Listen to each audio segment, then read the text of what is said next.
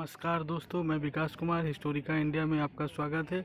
अभी हम सेवाग्राम वर्धा में हैं, बापू की कुटी पे हैं, जहां बापू ने 1936 में से आकर रहना शुरू किया था। और बापू का मानना था कि जितने भी हमारे अनुयायी हैं, जो कांग्रेस के लोग हैं, उनको गाँव में रहना चाहिए और गाँव को लोगों को स्वराज के प्रति और अपने देश और संस्कृति के प्रति बताना चाहिए, अपने स्वतंत्रता संघर्ष के बारे में बात। तो इसे जमना लाल बजाज के आग्रह पे बापू यहाँ सेवाग्राम आए। और ये जो आप कुटिया देख रहे हैं, ये कुटिया पहली कुटिया है जहाँ बापू ने सेवाग्राम में रहना स्टार्ट किया।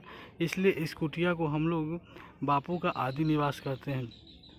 और इस कुटिया को बनाने के लिए बापू की शर्त ये थी कि इसको बनाने में 100 रुपये से ज़्यादा का खर्च ना हो, और इसमें जो भी खपरा हो या मिट्टी हो, ईंटे का प्रयोग हो, सब लोकल हो। इसलिए और इसको इसी तरीके से लोकल बनाया गया। और यहाँ बापू ने कस्तूरबा गांधी के साथ यहाँ पे रहते थे, और यहीं पे बापू शुरुआती दिनों में जितने भी देश विदेश के जो राजनीतिक थे या धर्माधिकारी थे, बापू यहीं पे मतलब बैठ के उनसे मुलाकात करते थे। इस कुटिया का सबसे बड़ा खासियत है कि इस कुटिया में बापू का स्नान घर और रसोई घर भी है, जो आप देख रहे होंगे। आपको हम करीब से लेकर दिखाएंगे। और आपको ये देखिए, ये जो बरामदा है, इसी बरामदे में बापू ने कस्तूरबा जी के साथ और आश्रम वासियों के साथ मिलकर बापू भोजन किया करते थे। मैं आश्रम के चारों तरफ से आपको दिखाना चाहता हूँ। ये देखिए, डबल लेयर आश्रम है ये, और ये देख सकते हैं आपके यहाँ से भी एंट्रेंस है इस आश्रम के लिए। और आप इसी कुटिया के बगल में एक छोटी सी कुटिया, ये इसको हम लोग बापू का रोसड़ा या भोजन गृह कहा जाता है। यानी खाना इसी कुटिया में बनती थी, जहाँ आप देख सकते हैं छोटी सी कुटिया है जो रसोई घर के रूप में उस समय इस्तेमाल होती थी। और इस कुटिया में बापू बा के साथ रहा करते थे। और इसीलिए बापू और बा जब पहली बार सेवाग्राम आए थे तो इसी कुटिया में रहते थे। इसी के कारण इसको आदि निवास भी कहते हैं।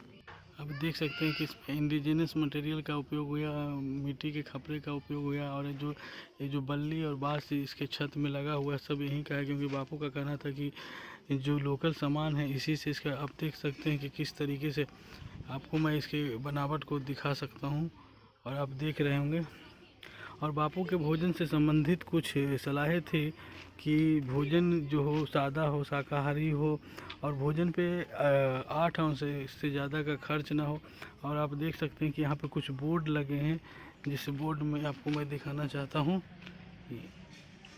इस बोर्ड में कुछ चीज़ें लिखी हुई जो मैं पढ़ के आपको बताना चाहता हूँ कि बापू यहाँ पे इसी जो कुटिया है, इसी कुटिया में बापू धर्मानंद कोसाम्बी, अब्दुल गफ्फार खान, राजगोपालचारी, जवाहरलाल नेहरू, जयप्रकाश नारायण, वल्लभ भाई Patel, Rajendra Prasanna, C.F. Andrew, Agatha Harrison, के Carl Heath, Henry Polak, doctor B.R. Ambedkar, Subhash Chandra Bose, Bhula Bhai Desai, William B Boughton, John de Boer, चीनी प्रतिनिधि टिमोथी टिंग फॉक लिकोल, PC को जोहान्सबर्ग, एस नुमा को, के मुंशी, मौलाना आजाद, जमना लाल बजाज, फूलचंद, श्रीलंका के Senanayake, JB Kripalani, Sarojini Naidu, Mahadev Desai, Mridula Sarabhai, Gulzari Lal Nanda, Allah Bakhsh, RK Singhwa, Hancock, S Murthy, Aruna सिफ Ali, BJ Kher, doctor Chesterman, डॉन जून, Louis Fischer, Belden Vinoba Bhave, Kishorlal Madhur, Syed Abdulla Belvi, हरसी, अलेक्जेंडर स्टेटफोर्ड, क्रिस भाई परमानंद, होम स्मिथ, हरबंस सिंह, घनश्याम सिंह, सीतारमैया, गोपीचंद भार्गव, हरि विष्णु कामा, श्री कृष्णदास जजू, राजा महेंद्र प्रताप, राजा अमृत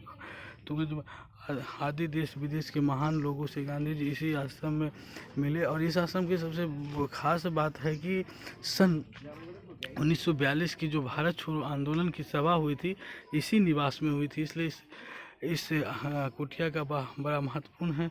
और आप देखेंगे कि बापू इसमें चरखा काटा करते थे, लेखन पठन पाठन सारी चीज़ें इसी कुटिया में किया करते थे। इसलिए इस कुटिया को बापू का आदि निवास भी कहा जाता है।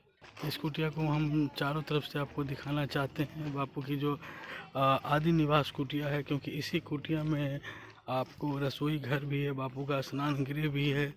तो ये बापू का स्नान गृह है।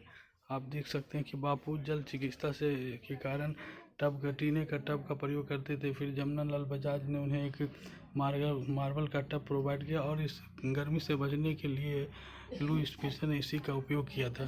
और बापू का प्रथम रसोई भी है।